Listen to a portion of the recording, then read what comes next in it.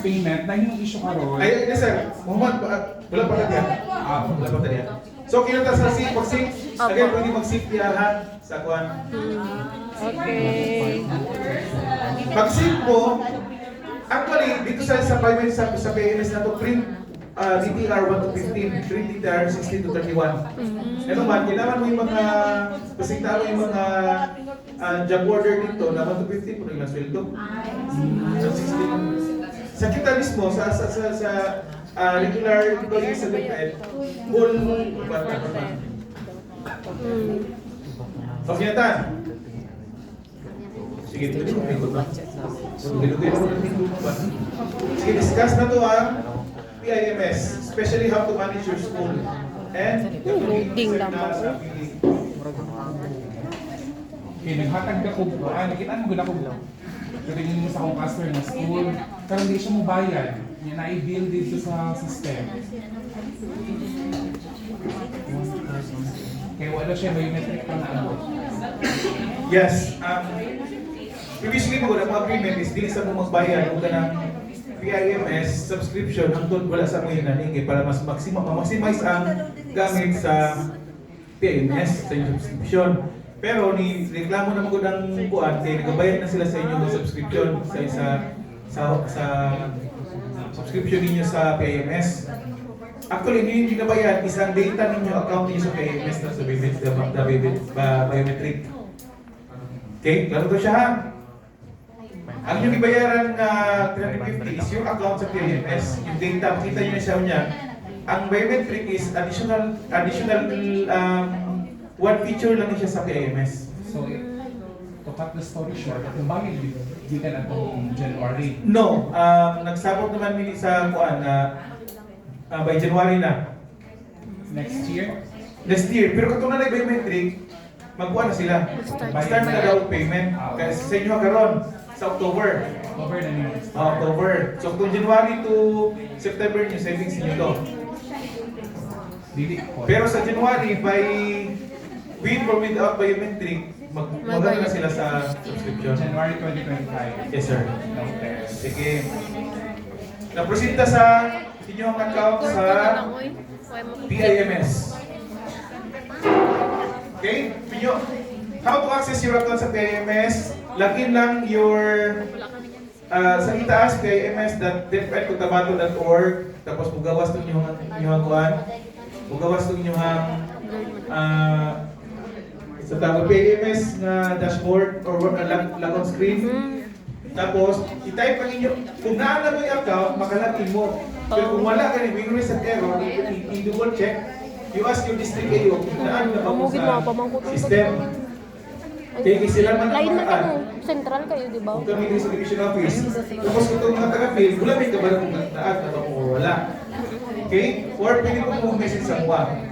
Okay, para ma-check na ko, okay. Sir, did you need us login? Check na ko, ma'am, wala ka sa sistema mo. Okay? So, username, your different email, tapos your password. Ang system hatag og temporary nga password. Or you try 1, 2, 3, 4, 5, 6 kung dili mo gana sa type ng kartong sa mga. Okay? So pag open niyo sa iyong account, kung siya magawas. Okay, the home, sa home, children of God. Yes. So sa PIMS, this is our logo, pasensyahin yung logo, paspasan ko lang ni buhat. Oh, kini siya, upo na buhatan yung logo sa division office. Paspasan ko na lang niyo. Isa na lang kami sa kabulan. Okay? Kini dugay ko rin nagbuhat pa. Kini division office ng logo.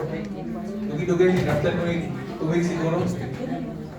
Dili kay approve ko man. Makita dito kay Sir Omar sa mga. Okay, about me, full name, Aragon, Alvin Lu, Campos, Alvin ng account. Employee ID, mo ni siya na kung kuhan, no? Kung siya, details niya. Designation, Administrative Officer 2, ADOF 2, no, shortcut, no, siya shortcut. Then sa baba, mo ni siya ang activity sa Division Office, natin, no, kita niyo say, dapat na activities sa Division Office, pero hindi siya kontranan, sunod. Okay? Pero mo ni siya ang sabit na mga activities sa mga AIP. Tapos nadiri ang employees list of employees aging 60 and above, mga about to retire na. Kung kasi na retire diri, kung ano may kabalo. Then, tapos paggawas sa diri, ang list of employees qualified for step increment. Kung makita niyo yung pangalan diri, Ano na? alam na, pero automatic na siya sa division office. Now, let's go to profile. Sa profile, no, may subfolder. Sabi no, personal, ang personal is complete personal information. You cannot edit this one not unless you are a manager sa personnel. Okay? Tapos, wala mo ni edit bin. Admin mo taga-bin. Okay? Citizenship, ano na siya, Italiano. Then, contact and other details, click this one. Niat number, katong sa una, personal email. Pwede na ko siya ma-add, actually, katong personal. Delete to email. Nag-add na siya. Tapos update, PRC number, magbuntang mo yung PRC ha. Opo. Okay? Magbuntang mo PRC number. Kung majority sa, kung civil service, nakagawin ba sa CS? Dapat may number, license na wala no? Number lang kayo sa. So, certificate lang. Wala ka matakalagay. Kiling wala. PRC. Kung PRC, magutang mo direct para mag-detect na kung ano sa mga kung saan mo kalugay, wala na rin yun. Ha? Then the address, then sa address, okay na siya. I-type lang, ma-kunin siya, ma-update. Then the account, sa account mo maka-change ang password. No? From the gihatag na mo ka-default sa password, pwede nyo siya i-change direct. New password, you just type new password, confirm password, then update. Okay? Then, pag-logout ninyo, bago na nga password nyo gamiton. Next, daily time record. Dito siya kung ginamention sa inyo, nga, dili na mo mag-print o DTR. PIMS diha, dili na ni siya itong biometric. Out ka sa biometric, wala na sa inyong ng biometric, PIMS na punta. So, dili ka mag-print o DTR. Dili siyang daily time record DTR. So, muna siya magawa sa una-una. Ang yung button is, i-click niyo ang month and year. Okay? You click this one. Month and year, September, tapos, school, dapat ma-assign sa mo as school. Dapat na mo yung assignment. Okay? Ang problema, dapat mga nasa PIMS na Wala na. tawag ni wala pa na-assign sa school. So meaning hanging pa nilang kuwan. So dapat sa service record nila, ma-assign din siya sa isang school. Kaya para mamanage siya, later ipakita sa damo sa inyo. Kung sa puro click kayo insular po ni Alvin, then display attendance. So mo ni attendance ni Alvin. Oo. Actually wala na ni si Alvin, wala sa DTR dire sa page naman siya. Kaya nga, sabihin naman siya. Now, ginamin kaganihan ang in charge. Ako alam ko na ako sa Alvina, ako ang i-print ako ang BDR, isa in charge sa ako ang BDR, si principal. Name sa principal ang ibutang rin. Ako si principal, i-print na ako ang BDR, name ni ASDS ang ibutang rin, o Sharon, or Pizza. Okay? Ako, sa division of waste kami, ang among ibutang rin, si Romel. Okay to siya? So mag-in-charge na siya direct. Sample. School head naman. Kasi naman mo, Jasmine siya rin. Yung PSDS. Sila na magpapalala. Okay? So, isulat na ko din ang charge. Tapos, i-click na ko ang full month. Okay? Mag-generate na niya karoon ng detail. Convert niya ko ang data sa PIMS to DTR. Nagulat na tayo, kaya medyo ni-equal siya din gamay. So, muna siya karoon. Dili sa baba, nanay in charge. Romilito G. Flores S5. Okay, na ba yung blanco sa kanila? Na? Dito sa bayan. Example, teacher na Si teacher. Lang ko PIMS na naman eh. siya. ang butang so in charge. Yeah. Ang hindi hapon, hindi hapon ang in charge. Diba? Ikaw ma'am, ang upima sa imo dito si principal ma'am, name sa principal kung takin mo sa charge. Okay na siya? So, muli siya DTR karoon ni Alvin. sa division Oo, office. kasi ang ND, AO gihapon mag-print ng ER. Dili. Teacher Kaya sila na ginusugot din kay ako dili naglagay si SDS na. na ang charge nila is Lagi dyan nila ilang links account. Correct. Muna ka mo mga AO, i-encourage mo rin yung mga schools, uban na schools, na mag-ano na sa women training para sa individual na wala na sa trabaho sa DTR, training sa DTR. So ang inyong buhato na lang is pagulat na lang kung sa nasa DTR with attachments na. Yeah. Padungdungog lagi ka mamay.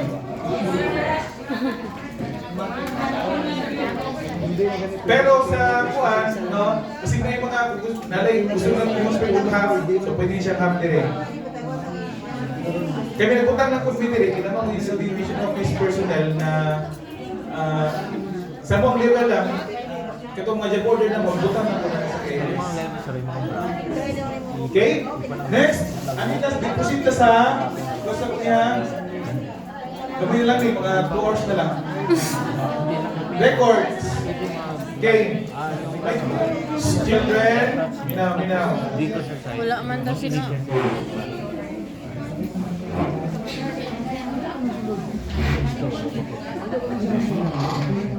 Point of order.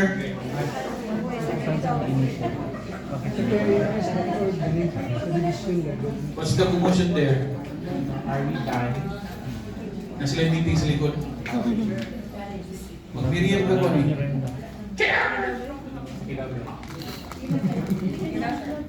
Dahil ako kay mas guwapo king Dre. Okay, so sa daily records request. Okay, first is my document request. Gina-record ko na lang kaya Request matatawa o yung certificate of no pending case o certificate of employment. Okay? Dili na to mag-print book certificate of employment, dalawon niyo sa division office papirmahan, o wala pa mong pirma, muli pa mo siya school, balik pa po dire kay para mag-claim. No. Ang hitaguan request document, i-click nyo na siya. Tapos, create request document, i-click nyo na siya. Tapos, what type of document? Certificate of no pending case or certificate of employment. Sample, certificate of no pending case. Purpose, banding. Wala na nag-require sa banding. Sige na, sample lang gani. Iba ba? Tapos, create. Pag-click ninyo sa create, no? Makita na yung request ninyo sa legal office. Makita na ni Ann. Si Ann karon, i-click na lang niya ito yung option ito nga print. Siya ang mag-print actually na.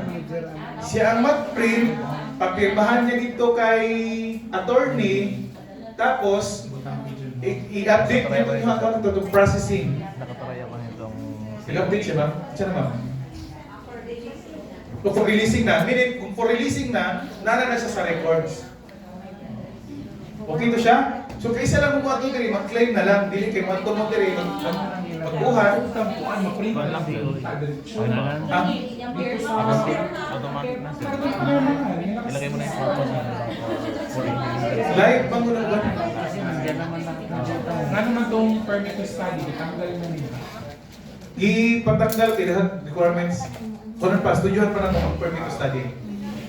Pati yung service record, ang mga sa ginagawa mo sa pala mo Eko naman tayo nga, eko sa district pa rin, kita naman itong permit to study.